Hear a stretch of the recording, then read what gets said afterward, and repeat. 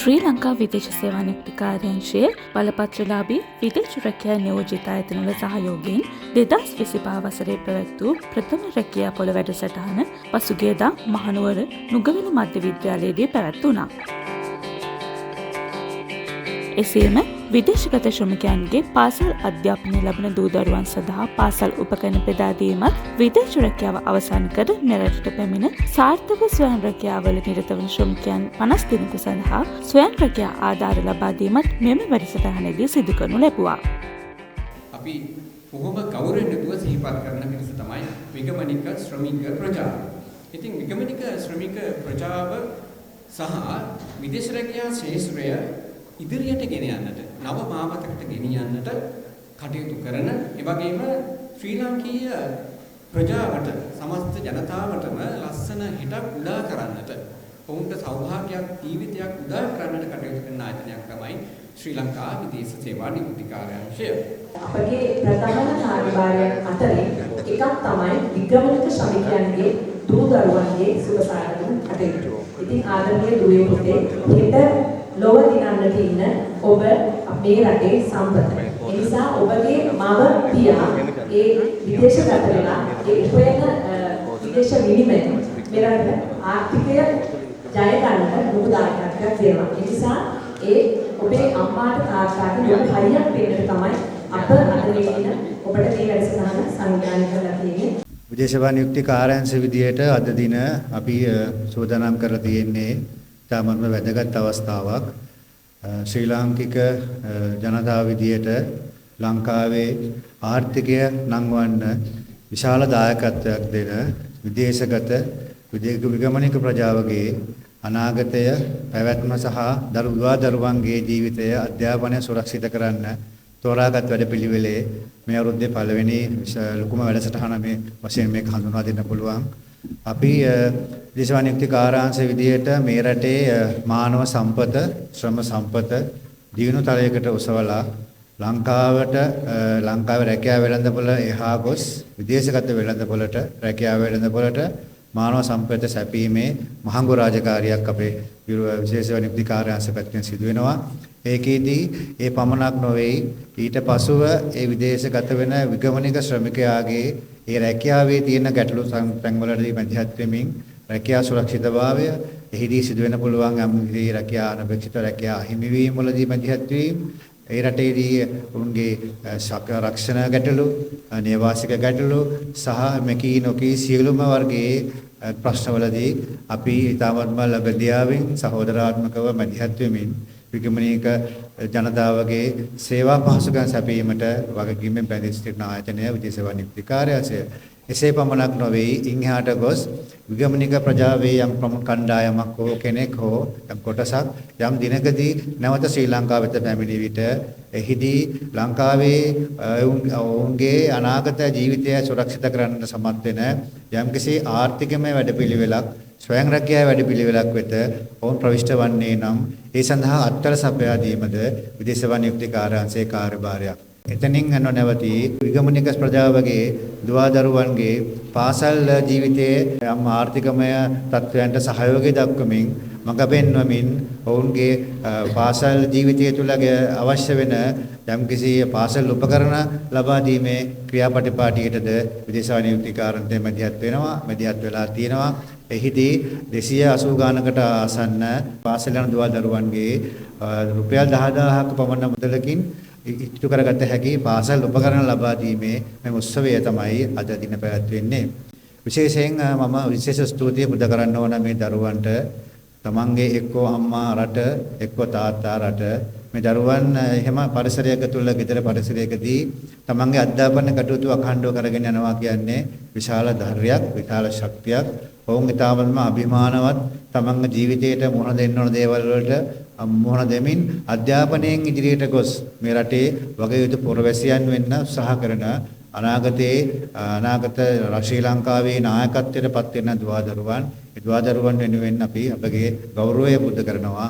ඔවුන්ගේ ජීවිතයේ අනාගතය පවත්වා ගැනීම යාම සඳහා තමන්ගේ සාර්ථක අධ්‍යාපනයකින් පසුව යහපත් පුරවැසියන් වෙන්න ඕන තැනට ගමන් කිරීමේදී යම්කිසි අත්වලක් දෙන්න පුළුවන් වැඩසටහනක් විදියට මේ වැඩසටහන අපි විශ්වාස කරනවා. මම හිතනවා ඒක ඉතාමත්ම හොඳින් ක්‍රියාත්මක වෙනවා කියලා. මේ වසරේදී ගිය අවුරුද්දේ අලුත් රජයපත් වුණාට පස්සේ ඔක්තෝබර් මාසයේ සිට අපි විශේෂ මධ්‍යස්ථීම් කීපයක් කරමින් ඉන්නවා. විශේෂයෙන් ගත්තහම පහළ ආදායම් මට්ටම් තියෙන ශ්‍රී ලංකාවේ දරිද්‍රතාවයේ තියෙන ගම් මට්ටමේ සිටින සෑම පුරවැසියෙකුටම ආර්ථික මට්ටම ඉහළ නැංවීම රජයේ මූලික අභිමතාර්ථයක්. ඒ හරහා විදේශ වාණිජ්‍ය කාර්යාංශය හරහා කරන්න පුළුවන් වැඩ කොටස මට පැවරී තියෙනවා. මම ඒකෙදී පුළුවන් උපරිමයෙන් උත්සාහ කරනවා මේ සමාජයේ මේ ආර්ථික විෂමතාවය අතුරන් කර සමාජයේ මට්ටමකට සියලු දෙනාගේම ආර්ථිකය ගොඩනගවන්නත් සතුටින් පිරි ජීවිතයක් ලබා ගන්නත් මඟ පෙන්වන්න. අද අපේ රටේ ඉතාමත් වැදගත් ශේෂ්ත්‍රයක් විදියට කටයුතු කරන මෙම ශේෂ්ත්‍රයේ නියෝජනය කරන විදේශගත වෙච්ච ශ්‍රමිකයන්ගේ දරුවන්ට යම්කිසි ආකාරයෙන් ශිෂ්‍යාදාර ලබා දෙනවා කියන දේ ඉතාමත් වැදගත් දෙයක්. විදේශ සේවා කියන ශේෂ්ත්‍රය ගත්තොත් එහෙම මේ ශේෂ්ත්‍රයේ දියුණු වෙන්න හේතුවක් තිබුණා. විදේශයෙන් අපි දන්නවා පසුගිය කාලවකවානු තුල අපි හැමෝම අඩු වැඩි පාඩු සහිතව මොකක් හරි පොලිමක පෑ කීපයක් හරි දින කීපයක් හරි ඉඳලා තියෙනවා. තෙල් පෝලිම් වෙන්න පුළුවන්, ගෑස් පෝලිම් වෙන්න පුළුවන්, ඒ වගේ බෙහෙත් පෝලිම් වෙන්න පුළුවන්, ඒ වගේ පෝලිම් වල ඉඳලා තියෙනවා. එතකොට ඇයි අපි මේ පෝලිම් වල හිටියේ කියලා ප්‍රශ්න කරොත් ඒකට මූලිකම හේතුව තමයි විදේශ විනිමයක යම්කිසි පුරපාඩුවක් යම්කිසි හිඟයක් තිබුණා. ඉතින් ඒකට විවිධ කරුණු කාරණා තිබුණා, දේශපාලන විවිධ කරුණු කාරණා තිබුණා. ඒ පෝලිං ඇති වෙන්න විවිධ දේවල්. නමුත් අකට බලන්නේ විසඳුමක් විදියට මේ ශේෂ්ත්‍රය හරහා ලොකු වරප්‍රසාදයක්, ලොකු ප්‍රතිපාදනයක් අපේ විදේශ විනිමය කියන ඒ දේ සපයන්න සෑහෙන කාර්යභාරයක් කරනවා. පසුගිය අවුරුද්දේ මාස 8ක් තුල සමස්ත IMF වැඩපිළිවෙලට වඩා මේ මාස 8ක් තුල අපිට ලැබිච්ච විදේශ විනිමය වැඩි. ඒක ඇවිල්ලා නීති අනුකූලව පිටරටෙන් අපිට එවන ඒ විදේශ විනිමය ගත්තොත් මේක වැඩි. ඒක ඉතාමත් වැදගත් කාරණාවක්. එතකොට තමයි තව දෙයක් විතර සඳහන් කරන්නට ඕනේ. අපි විධිමත් ආකාරයෙන් කවුරු හරි රට යන්න කැමති නම් විධිමත් ආකාරයෙන් යන්නේක තමයි අපි ප්‍රවර්ධන කරන්නට ඕනේ. විශේෂයෙන් මේ වගකීම බාරගත්තෙන් පස්සේ යම්කිසි අභියෝග වලට අපිට මුහුණ දෙන්න සිද්ධ වුණා. විශේෂයෙන් ලියාපදිංචි නොකරපු අය මුහුණ දෙන ප්‍රශ්න ගැටලු සම්බන්ධව ගත්තොත් එහෙම ඒවා විසඳන්න ඉතාමත් විශාල වරප්‍රසාද අපිටත් නැහැ.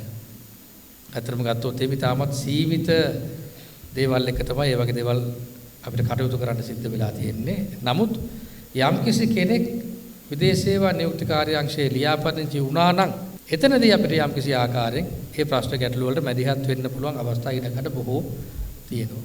ඒ නිසා අපි අනිවාර්යෙන් කියන්න ඕනේ ඕනෑම කෙනෙක් රට යනවා නම් එයාට යන්න යම්කිසි අවස්ථාවක් සිද්ධ වෙලා තියෙනවා නම් අනිවාර්යෙන් එයාගේ ලියාපදිංචිය කියන එක ඉතාමත් අත්‍යවශ්‍යම දෙයක් කියන එක අපි කියන්න ඕනේ.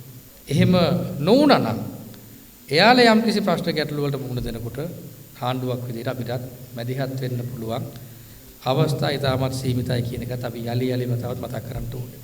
මේකට එක කාරණාවක් තියෙනවා. මේ වගේ අවිධිමත් ආකාරයෙන් මේ ශේෂ්ත්‍රය දියුණු වීමටත් යම්කිසි කාරණාවක් තියෙනවා. ඒක තමයි මේ ශේෂ්ත්‍රය ගත්තොත් එහෙම ලංකාවේ අර්බුදයේ ප්‍රතිඵලයක් විදිහට තමයි පසුගිය කාලේ දියුණු වුනේ. ඒ නිසා අපි අර අවිධිමත් කියන කෑල්ල අයින් කරමින් මේක ඉතාමත් විධිමත් ආකාරයෙන් අපි තවදුරටත් අපි කරගෙන යන්න ඕනේ. ඒකට විදේශ සේවා නියුක්ති කාර්යාංශය ඉතාමත් කැපවීමෙන් කටයුතු කරනවා. ඒ නිසා අර යම්කිසි ආකාරයක අක්‍රමිකතා සිද්ධ වෙනවා නම් එළියේ ඒක වැළැක්වීම සඳහා අපි තවත් අපි කටයුතු කරන්න අපි බැඳලා ඉන්නවා. ඒ වගේම තව චුටි කාරණාවක් මතක් කරන්නට කැමතියි. විශේෂයෙන් ගත්තොත් එහෙම අපි ආරාධනා කරනවා යම්කිසි දැන් විදේශගත වෙච්ච ශ්‍රී ලාංකිකයෝ වුණොත් එයාලගේ ඒ කාල සීමාව ඉවර වුණා නම් ආයි ලංකාවට යාලා එනවා නම් එයාලට අනිවාර්යෙන් අපි සපයන්න ඕන සියලුම උදව් උපකාර අපි කරමින් ඒ සම්පූර්ණ ඒ සවිගන්වමින් අපි මේ සියලු දෙනාටම උදව් කරමින් මේ රටක් විදිහට අපිට ඉස්සරහට යන්න ඕන අවශ්‍යතාවයක් මෙතන තියෙනවා. ඒ කියන්නේ ඕනතරම් සම්පත් බහුල රටක්. අපි මානව සම්පත් ගත්තත් ඉතාමත් ශක්තිමත්, ඉතාමත් ධෛර්ය සම්පන්න මානව සම්පත් තියෙන රටක්. බොහෝ රටවල් වලින් විදේශ රැකියාවට අදාළව දූත පිරිස් එනකොට කියන එක තමයි අපි ලංකාව ශ්‍රමිකයෝ ගැන එයාලා ගොඩක් ආඩම්බර වෙනවා කියලා. ඕනෑම වැඩක් කරන්න පුළුවන් පිරිසක් ඉන්නවා අපිත් එක්ක.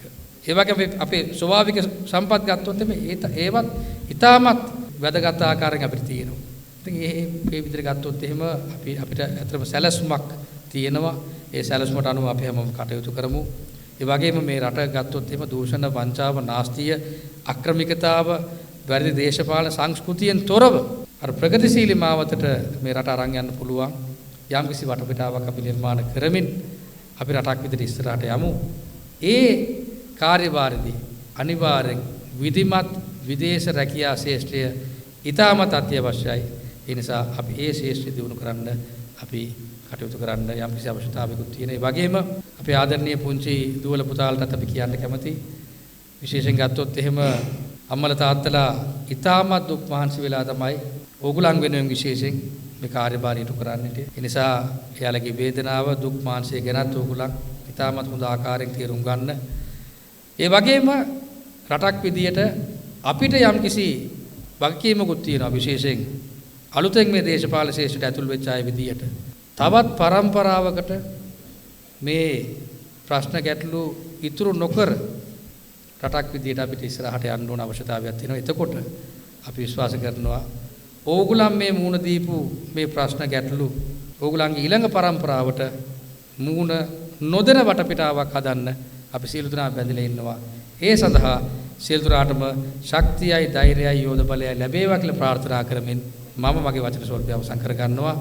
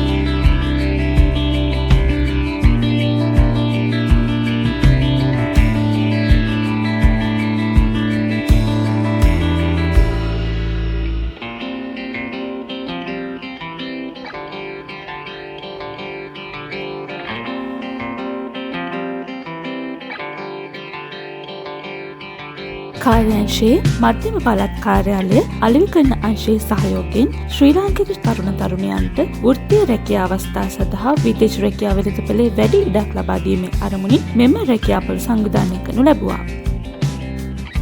මෙම රැකියාපොළ වැඩසටහන විදේශ රැකියා අපේක්ෂිතින් විශාල පිරිසකගේ ආකර්ෂණයට ලක් වූ අතර සුරක්ෂිතව විදේශ රැකියාවක් සඳහා යොමු වන ආකාරයත් විදේශ රැකියාවට අවශ්‍ය මඟ පෙන්වීමත් ලබා ගැනීමට මෙහිදී අවස්ථාව සලසා දී තිබුණා.